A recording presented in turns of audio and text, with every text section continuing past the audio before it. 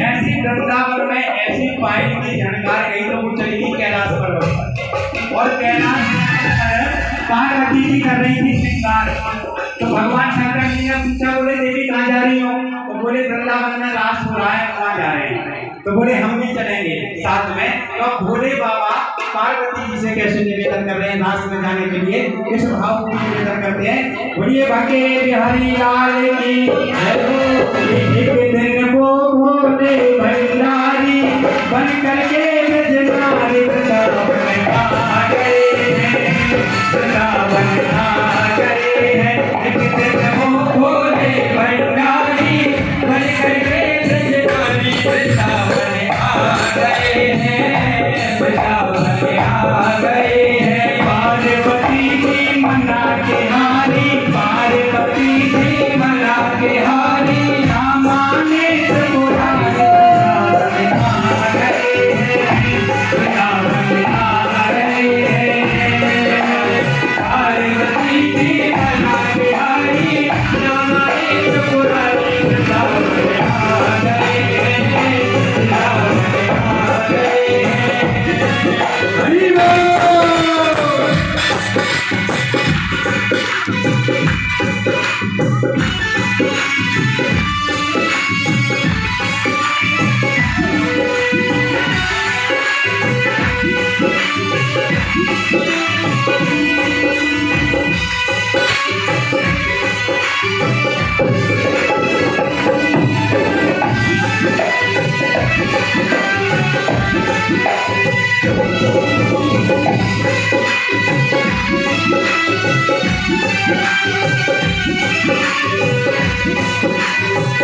और भोले बाबा निवेदन कर रहे हैं पार्वती को कैसे कि पार्वती से बोले मैं भी चलूंगा तेरे संग में,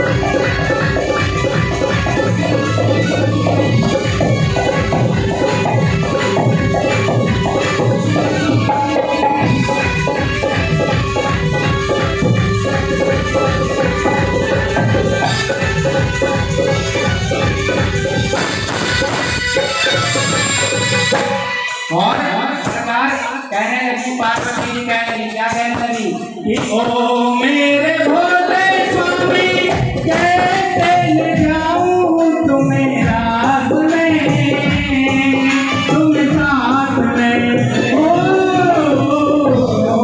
मेरे भोले स्वामी कैसे ले जाऊं तुम्हें रात में, तुम्हें रात में, मोहन के सिवा न जाए कोई रास में, कोई रास में, मोहन के सिवा न जाए उस रास में, उस रास में, हंसी करेंगी ब्रज की नारी, हंसी करेंगी ब्रज की नारी, मानो हमारे वृंदावन आ गए हैं, वृंदावन आ गए हैं, भोले वृंदावन बन करके वृंदावन, वृंदावन आ गए हैं, वृंदावन आ गए हैं, वृंदावन आ गए हैं, वृंदावन आ गए हैं। बोलो हरि बोल।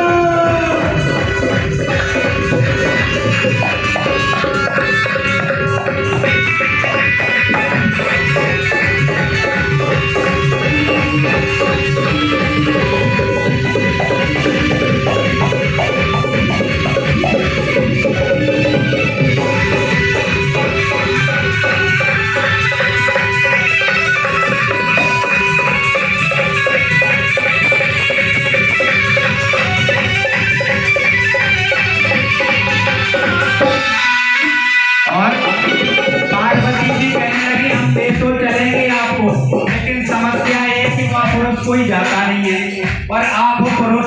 बोले फिर क्या, अच्छा तुम्हारा श्रृंगार भी कर देंगे, लेकिन तुम्हारी जो गाड़ी माड़ी का क्या करें, इसको कहाँ ले जाएं? तो कह बोले बाबा कहने लगे, एक काम करो तो मुझे गोपी बना दो, लहंगा चुनरी पहना दो, घूंघट लगा दो, फिर तो कोई पैसा देगा ही नहीं, और कोई यदि पूछे तो कह देना कि ये मेरी सहेली है।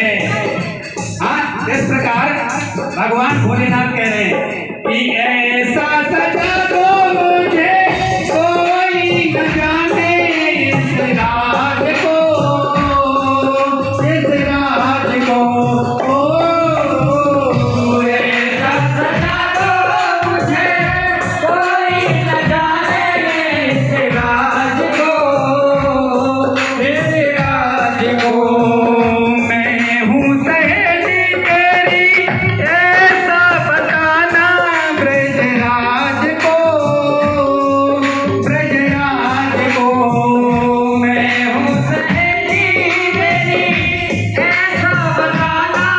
ब्रजराज को, ब्रजराज। अब मेरे भोले बाबा को लहंगा चुनरिया पहना दी और बढ़िया श्रृंगार कर दिया।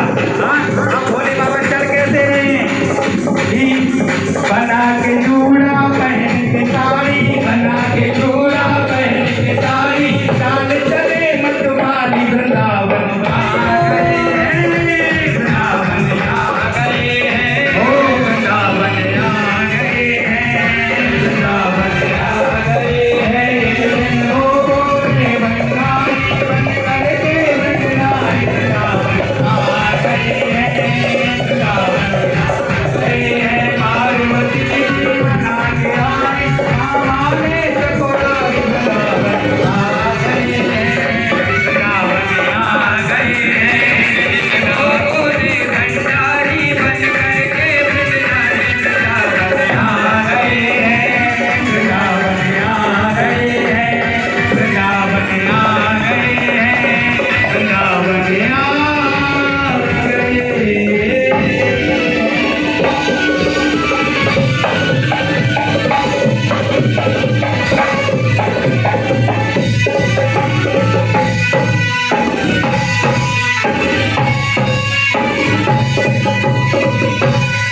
गुरु रासधारी भगवान की जय हो।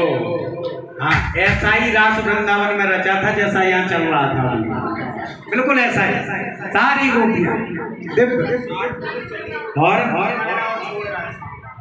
इस जब भोले बाबा आ गए घूंघट लगा करके और उन्होंने रास में किया प्रवेश, कन्हैया तो सब जानते थे। कन्हैया ने देखा कि भोले बाबा गोपी का रूप बना करके आए हैं, लेकिन रूप को छिपा करके आए हैं। लेकिन मैं भी कृष्ण नहीं, यदि सबके सामने मैंने इनका रूप उजागर ना कर दिया तो तुरंत मेरे प्रभु ने एक लीला रची। बोले कौन सी लीला रची? बोली सारी गोपियाओं को इकट्ठा किया, बोले एक तरफ खड़ी हो। गोपियों ने कहा क्यों प्रभु? बोले इसलिए खड़ा किया, बोले अब हम सबसे पहले गोपी का घूंघट उठा करके रूप चेहरा देखेंगे, फिर उसे रास में अंदर करेंगे। भोले बाबा ने मन में सोचा यदि मेरा घूंघट उठ गया तो मेरी तो फूल पट्टी खुल जाएगी, अब मैं क्या करूं? तो भोले बाबा ने मन में सोचा कि एक काम करता हूं, चलो लाइन में सबसे पीछे जाकर के लग जाता हूं, तो हो सकता है कि पीछे तक भगवान का प्रोग्राम ही चेंज हो जाए, देखेंगे तो आगे से। तो जैसे ही गोपियों की लाइन लगी और मेरे बाबा पीछे जाकर के खड़े हो गए, और पीछे जैसे ही खड़े हुए तो तुरंत मेरे प्रभु ने तुरंत कहा प्रोग्राम चेंज। बोले क्या हुआ? बोले अभी मुझे आगे से देखना था, अब मैं पीछे से चेहरा देखना शुरू कर दूंगा। बोले बाबा और घबरा गए। बोले अब क्या करें, नंबर हमारा ही। तुरंत निवेदन किया बाबा तो कन्हैया ऐसा मत करो, हाँ सारी गोपियों के सामने मेरी बदनामी हो जाएगी। बोले ठीक है नहीं करते, लेकिन फिर कन्हैया ने कहा लेकिन हम तो लीला करेंगे। और मेरे कन्हैया ने बंसी निकाली और बंसी की तान जैसी छेड़ी, उस तान को जैसे ही सुना भोले बाबा ने, और वो अपने रूप को भूल गए और नाचने लगे। और नाचते नाचते कब सिर का पल्लू खिसक गया, उन्हें पता ही नहीं चला। सारी गोपियां हंसने लगी। बोले बाबा तुम यहाँ क्या कर रहे हो? हाँ अरे तुम इन गोपियों के बीच में क्या कर रहे हो? तुरंत बाबा कहने लगे कन्हैया अब आ गए तो अब नहीं जाएंगे। और तुरंत मेरे प्रभु ने कहा ठीक है एक रूप से यही विराजमान रहो। और वृंदावन में आज भी मेरे भोले बाबा गोपी के रूप में विराजमान रहते हैं, जिनका नाम है बोलिए गोपेश्वर महादेव की।